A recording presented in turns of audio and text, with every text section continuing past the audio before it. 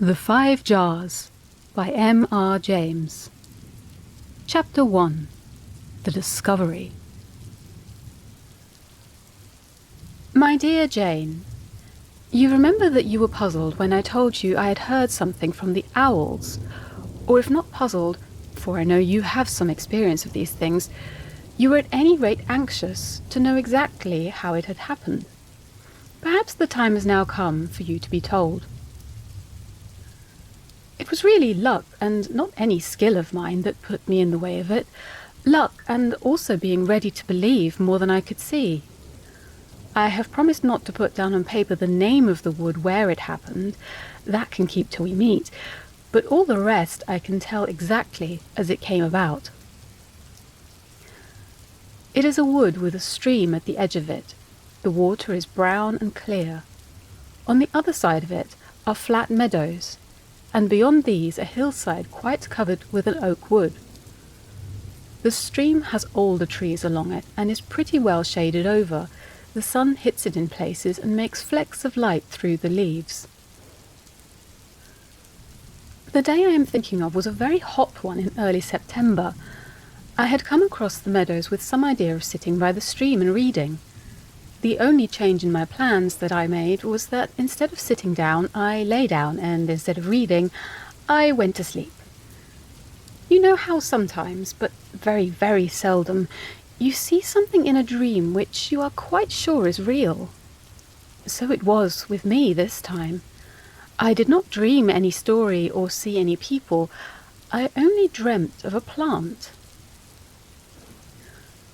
In the dream, no one told me anything about it. I just saw it growing under a tree. A small bit of the tree root came into the picture, an old gnarled root covered with moss, and with 3 sorts of eyes in it, round holes trimmed with moss, you know the kind. The plant was not one I should have thought much about, though certainly it was not one that I knew. It had no flowers or berries, and grew quite squat in the ground, more like a yellow aconite without the flower than anything else. It seemed to consist of a ring of 6 leaves, spread out pretty flat with 9 points on each leaf. As I say, I saw this quite clearly and remembered it because 6 times 9 makes 54, which happens to be a number which I had a particular reason for remembering at that moment. Well, there was no more in the dream than that. But such as it was, it fixed itself in my mind like a photograph. And I was sure that if I ever saw that tree root and that plant, I should know them again. And though I neither saw nor heard anything more of them than I have told you, it was borne in upon my mind that the plant was worth finding. When I woke up, I still lay, feeling very lazy, on the grass with my head within a foot or 2 of the edge of the stream, and listened to its noise until in 5 or 6 minutes, whether I began to doze off again or not does not much matter, the water sound became like words and said, "Trickle up, an immense number of times." It pleased me, for though in poetry we hear a deal about babbling brooks, and though I am particularly fond of the noise they make, I never was able before to pretend that I could hear any words. And when I finally did get up and shake myself awake, I thought I would anyhow pay so much attention to what the water said as to stroll up the stream instead of down. So I did. It took me through the flat meadows, but still along the edge of the wood. And still, every now and then, I heard the same peculiar noise, which sounded like trickle up. Not so very long after, I came to a place where another stream ran out of the wood and into the one I had been following, and just below the place where the 2 joined, there was not a bridge but a pole across, and another pole to serve as a rail by which you could cross without trouble. I did cross, not thinking much about it, but with some idea of looking at this new little stream, which went at a very quick pace and seemed to promise small rapids and waterfalls a little higher up. Now, when I got to the edge of it, there was no mistake. It was saying, "Trickle up," or even "track up," much plainer than the old one. I stepped across it and went a few yards up the old stream. Before the new one joined it, it was saying nothing of the kind. I went back to the new one. It was talking as plain as print. Of course, there were no two words about what must be done now. Here was something quite new, and even if I missed my tea, it had to be looked into. So I went up the new stream into the wood. Though I was well on the lookout for unusual things, in particular the plant which I could not help thinking about, I cannot say that there was anything peculiar about the stream or the plants or the insects or the trees, except the words which the water kept saying, so long as I was in the flat part of the wood. But soon I came to a steepish bank. The land began to slope up suddenly, and the rapids and waterfalls of the brook were very gay and interesting. Then, besides track up, which was now its word instead of trickle, I heard every now and then, all right, which was encouraging and exciting. Still, there was nothing out of the way to be seen, look as I might. The climb up the slope or bank was fairly long. At the top was a kind of terrace, pretty level with the large old trees growing upon it, mainly oaks. Behind there was a further slope up and still more woodland, but that does not matter now. For the present I was at the end of my wanderings. There was no more stream, and I had found what all natural things I think pleases me best, a real spring of water, quite untouched. 5 or 6 oaks grew in something like a semicircle, and in the middle of the flat ground in front of them was an almost perfectly round pool, not more than 4 or 5 feet across. The bottom of it in the middle was pale sand, which was continually rising up in little egg-shaped mounds and falling down again. It was the clearest and strongest spring of the kind I had ever seen, and I could have watched it for hours. I did sit down by it and watch it for some time without thinking of anything but the luck I had had to find it. But then I began to wonder if it would say anything. Naturally, I could not expect it to say track up any more, for here I was at the end of it. So I listened with some curiosity. It hardly made so much noise as the stream. The pool was deeper. But I thought it must say something, and I put my head down as close as I could to the surface of the water. If I am not mistaken, and as things turned out, I am sure I was right. The words were, gather, gather, pick, pick, or quick, quick. Now, I had not been thinking about the plant for a little time, but as you may suppose, this brought it back to my mind, and I got up and began to look about at the roots of the old oaks, which grew just around the spring. No, none of the roots on this side which faced towards the water were like that of which I had seen. Still, the feeling was strong upon me that this, if any, was the kind of place, and even the very place, where the plant must be. So I walked to the back of the trees, being careful to go from right to left, according to the course of the sun. Well, I was not mistaken. At the back of the middlemost oak tree there were the roots I had dreamt of, with the moss and the hole-like eyes, and between them was the plant. I think the only thing which was new to me in the look of it was that it was so extraordinarily green. It seemed to have in it all the greenness that was possible, or that would be wanted for a whole field of grass.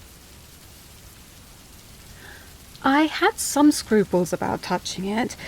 In fact, I actually went back to the spring and listened to make sure that it was still saying the same thing. Yes, it was gather, gather, pick. But there was something else every now and then which I could not for the life of me make out at first. I lay down, put my hand around my ear and held my breath. It might have been bark, tree or dark tree or cask-free? I got impatient at last and said, "Well, I'm very sorry, but do what I will, I cannot make out what you're trying to say." Instantly, a little spurt of water hit me on the ear, and I heard as clearly as possible what it was. "Ask tree." I got up at once. "I beg your pardon," I said. "Of course. Thank you very much." And the water went on saying, "Gather, gather, all right, dip, dip." After thinking how best to greet it, I went back to the oak, stood in front of it, and said, of course baring my head, "Oak, I humbly desire your good leave to gather the green plant which grows between your roots. If an acorn falls into this, my right hand," which I held out, "I will count it that you answer yes, and give you thanks." The acorn fell straight into the palm of my hand. I said, "I thank you, Oak. Good growth to you. I will lay this your acorn in the place whence I gather the plant." Then very carefully I took hold of the stalk of the plant, which was very short, for, as I say, it grew rather flat on the ground, and pulled. And to my surprise it came up as easily as a mushroom. It had a clean round bulb without any rootlets, and left a smooth, neat hole in the ground, in which, according to promise, I laid the acorn and covered it with earth. I think it very likely that it will turn into a second plant. Then I remembered the last word of the spring and went back to dip the plant in it. I had a shock when I did so, and it was lucky I was holding it firm, for when it touched the water it struggled in my hand like a fish or a newt, and almost slipped out. I dipped it 3 times and thought I felt it growing smaller in my hand, and indeed when I looked at it I found it had shut up its leaves and curled them in quite close, so that the whole thing was little more than a bulb. As I looked at it I thought the water changed its note and said, "That'll do, that'll do." I thought it was time to thank the spring for all it had done for me, though, as you may suppose, I did not yet know in the least what to do with the plant, or what use it was going to be. So I went over and said in the politest words I could how much I was obliged, and if there was anything I had or could do which would be agreeable, how glad I should be. Then I listened carefully, for it seemed by this time quite natural that I should get some sort of answer. It came. There was a sudden change in the sound, and the water said clearly and rapidly, "Silver, silver, silver, silver." I felt in my pocket. Luckily I had several shillings, sixpences, and half-crowns. I thought the best way was to offer them all, so I put them in the palm of my right hand and held it under the water open, just over the dancing sand. For a few seconds the water ran over the silver without doing anything. Only the coins seemed to grow very bright and clean. Then one of the shillings was very neatly and smoothly slid off, and then another, and a sixpence. I waited, but no more happened, and the water seemed to draw itself down and away from my hand, and to say, "All right." So I got up. The 3 coins lay on the bottom of the pool, looking brighter than even the newest I have ever seen, and gradually as they lay there, they began to appear larger. The shillings looked like half-crowns, and the sixpence like a shilling. I thought for a moment that it was because water magnifies, but I soon saw that this could not be the reason, for they went on growing larger, and of course thinner, until they finally spread into a kind of silver film all over the bottom of the pool, and as they did so, the water began to take on a musical sound, much like the singing that comes when you wet your finger and draw it round the edge of a finger-glass at dessert, which some people's idea of table manners allows them to do. It was a pretty sight and sound, and I listened and looked for a long time. But all this time, what had become of the plant?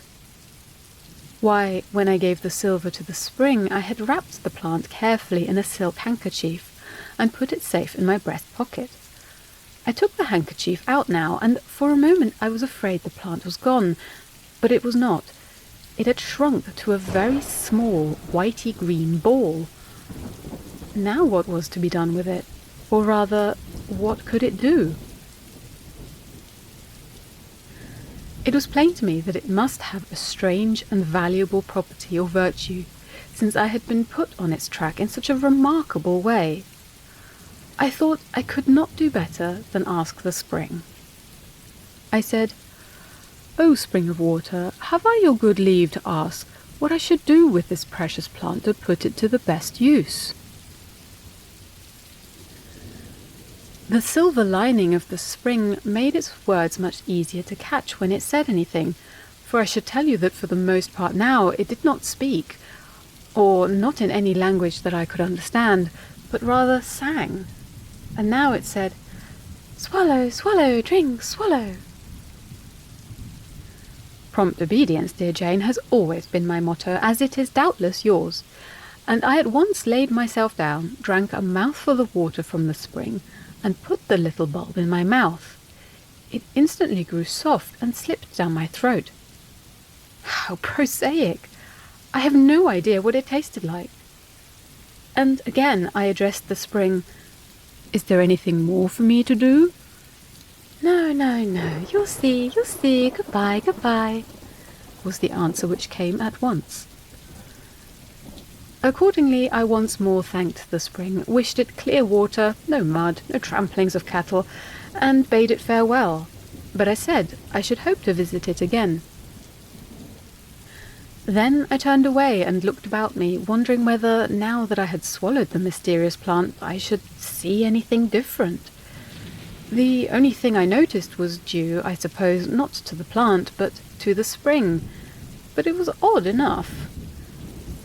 All the trees hard by were crowded with little birds of all kinds sitting in rows on the branches, as they do on telegraph wires. I have no doubt they were listening to the silver bell in the spring. They were quite still, and did not take any notice when I began to walk away. I said, you will remember, that the ground I was on was a sort of flat terrace at the top of a steep slope. Now, at one end this terrace just went down into the wood, but at the other end there was a little mound or hillock with thick underwood behind it.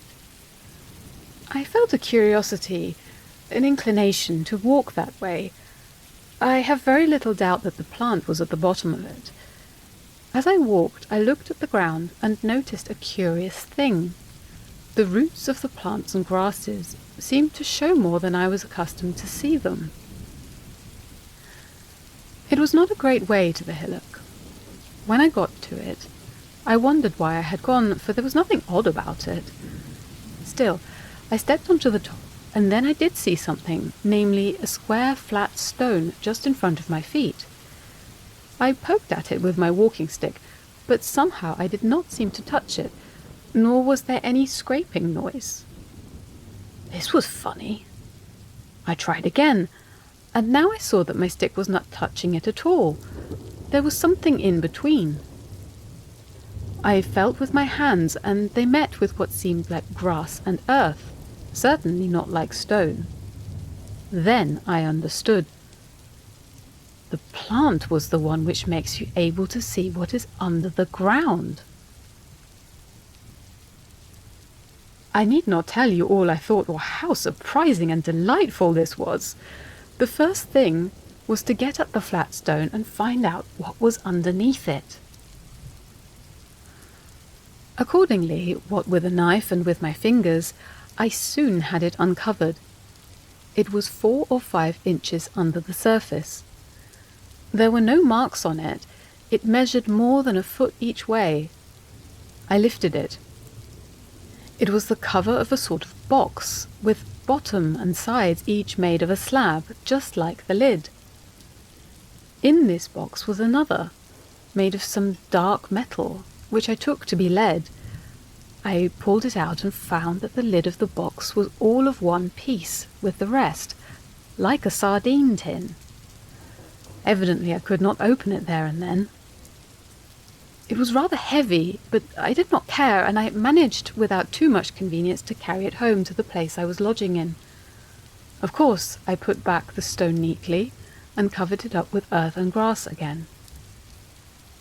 I was late for tea, but I had found what was better than tea.